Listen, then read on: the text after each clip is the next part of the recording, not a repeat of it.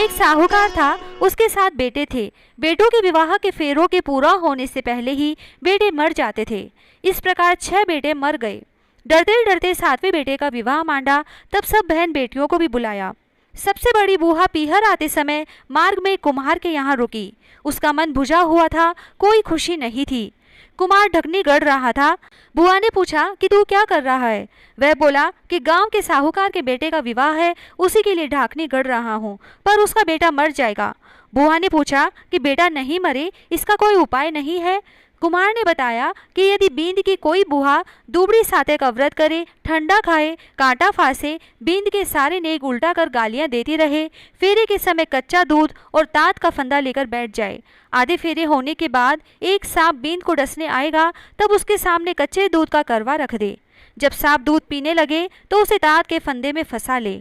जब सर्पिणी सांप को छुड़ाने के लिए आए, तब बुआ उससे वचन ले कि तू मेरे सब भतीजों को जिंदा कर, उनकी बहुएं दे, तो ही मैं तेरे पति सांप को छोड़ूंगी। सारी बात सुनकर बुआ वहां से रवाना होकर पीहर में अपने घर में गालियां देती हुई घुसी। सब इसके इस व्यवहार से अचंभित रह गए, पर कोई कुछ नहीं बोला। आखिर बुआ जो ठहरी, सारे नेग उल्टे कराती गई। घर की अन्य औरतें कुछ बोलती तो भी ध्यान नहीं देती। जिद करके बारात भी पिछले दरवाजे से निकलवाई। उसी समय सामने का द्वार टूटकर गिर गया। सब उसकी प्रशंसा करने लगे। अब तो जैसा वह कह रही थी वैसे ही सब मान रहे थे। फिर जिद करके बारात में शामिल हो गई। साहूकार फिर भी नाराज ही था। उसने कहा, ये जाएगी तो मैं नहीं जाऊंगा, वैसे भी मैं जाता हूँ तो मेरे बेटे मर जाते हैं, और वो नहीं गया।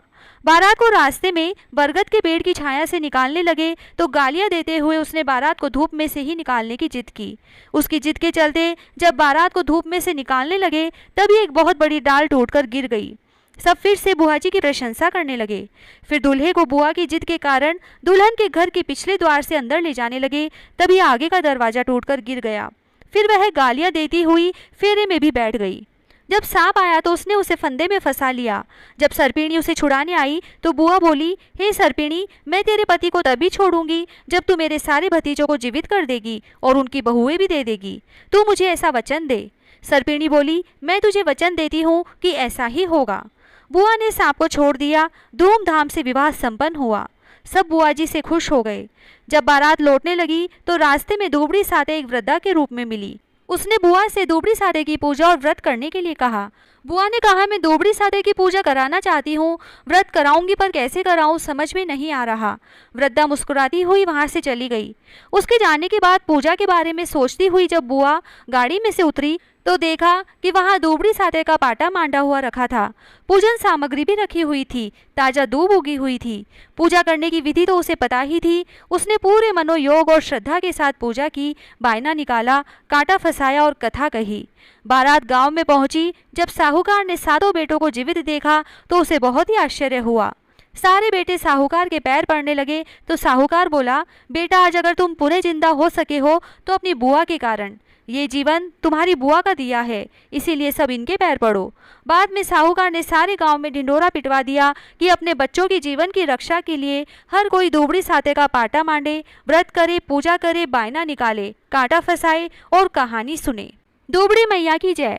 बिंदायक जी की कहानी। एक ब्राह्मण था। वो प्रतिदिन सुबह नदी पर स्नान करके आता और गणपति की पूजा करता था। ब्राह्मण को इससे चिढ़ होती थी। एक दिन उसने जब ब्राह्मण नदी पर गया हुआ था तब गणपति की प्रतिमा को छुपा दिया। ब्राह्मण स्नान कर लौटा और प्रतिमा के लिए पूछा तो उसने नहीं दी। ब्राह्मणी बोली, मैं दिन भर खटती रहती हूँ और तुम निखट्टू पूजा पाठ के बहाने आराम फरमाते रहते हो। ब्राह्मण बोला, तू कुछ भी कर ले, मैं तो मेरे गणपति की पूजा किए बिना अन्न का एक दाना भी मुंह में नहीं डालूंगा। उन दोनों की नोकझोंक देखकर गणपति की प्रतिमा हंसने लगी। ब्राह्मणी को गणेश जी को हंसता हुआ देखकर और गुस्सा आ गया। वो बोली, वो पड़ी तुम्हारी मूर्ति। फिर ब्राह्मण ने पूजा की। गणपति ने उसकी भक्ति से प्रसन्न होकर कहा, तुझे मेरी पूजा करते कई बरस हो गए, मैं प्रसन्न हूँ, बोल क्या इच्छा है तेरी। ब्राह्मण ने कहा, अन्न चाहूँ, धन चाहूँ और जगत के सब सुख चाहूँ। गणपति ने कहा, तूने तो सब कुछ मांग लिया, जा दिया। ब्राह्मणी भी इतना प्रताप देकर गणपति की पूर्ण श्रद्धा के साथ पूजा अर्चना करने लगी। हे गणपति महाराज, जैसे ब्राह्मण को सब सुख दिए वैसे ही सबको देना। जय श्री राधे।